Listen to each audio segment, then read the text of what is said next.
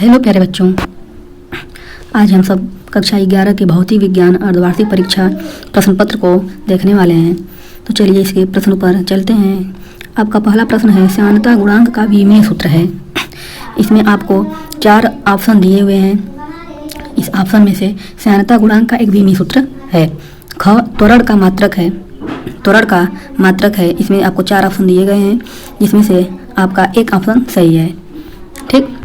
ग चाल समय ग्राफ का ढाल प्रदर्शित करता है। घ यदि सदिश ए तथा बी परस्पर लंबवत हो तो इन ऑप्शनों में से कौन सा ऑप्शन सटीक सुटेबल है।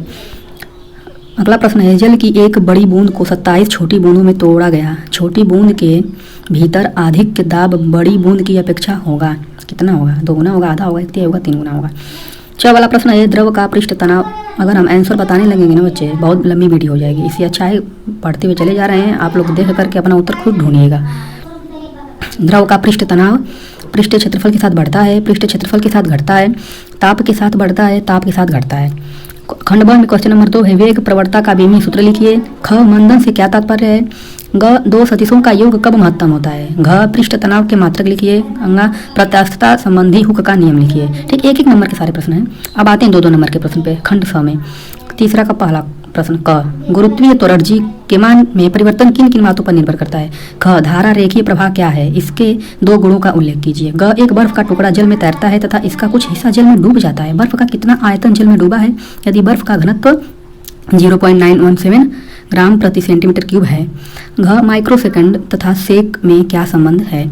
अब आते हैं 3-3 नंबर के प्रश्न पर, जो कि खंड द में दिया हुआ है। ठीक, क्वेश्चन नंबर 4 का क वाला प्रश्न है, वांडर वाल गैस समीकरण P + A/V² × V - B = RT में नियतांकों तथा B की बीमाएं ज्ञात कीजिए। ठीक, अगले प्रश्न पर ख पर आते हैं। बोला पारे का घनत्व 13.6 ग्राम प्रति सेंटीमीटर क्यूब है। यदि द्रव्यमान तथा लंबाई MKS पद्धति में नापी जाए तो इस पद्धति में पारे का घनत्व कितना होगा। ग वाला प्रश्न है, 2 सदिशों P तथा Q का परिणामी सदिश है R है। सदिश Q की दिशा विपरीत कर देने पर परिणामी सदिश S हो जाता है। सिद्ध कीजिए कि R² + S² = 2 × P² - Q²। घ क्वेश्चन नंबर, स्टोक्स के सूत्र का प्रयोग कर किसी श्यान द्रव में गिरते हुए एक गोलीय पिंड के सीमांत वेग के लिए सूत्र प्राप्त कीजिए। अंगा वाला प्रश्न है, सिद्ध कीजिए कि किसी प्रक्षेप्य का पथ परवलयाकार होता है। इस कथन को सर्वप्रथम किसने सिद्ध किया। क्वेश्चन नंबर 5 पर आते हैं। ये भी 3-3 नंबर के ही प्रश्न है। तरल दाब का पास्कल का नियम लिखिए। ख बर्नौली का सिद्धांत क्या है, इसके किसी एक अनुप्रयोग को लिखिए। ग वेग प्रवणता से क्या तात्पर्य है। जल की 2 समांतर परतों के सापेक्ष वेग 8.0 सेंटीमीटर प्रति सेकंड है तथा परतों के बीच लंबवत दूरी 0.1 सेंटीमीटर है। वेग प्रवणता ज्ञात कीजिए। क्वेश्चन नंबर घ पर आते हैं। सरल आवर्त गति करते हुए कण का माध्य स्थिति से गुजरते समय वेग 12.56 सेंटीमीटर प्रति सेकंड है, जबकि कण का आयाम 2.0 सेंटीमीटर है। कण का आवर्तकाल ज्ञात कीजिए। अंगा वाला प्रश्न है, क्रिकेट का कोई खिलाड़ी किसी गेंद को 100 मीटर की अधिकतम क्षैतिज दूरी तक फेंक सकता है। वह खिलाड़ी उसी गेंद को जमीन से ऊपर कितनी ऊंचाई तक फेंक सकता है। खंड य में आते हैं, जो कि हमारे 5-5 नंबर के प्रश्न होने वाले हैं।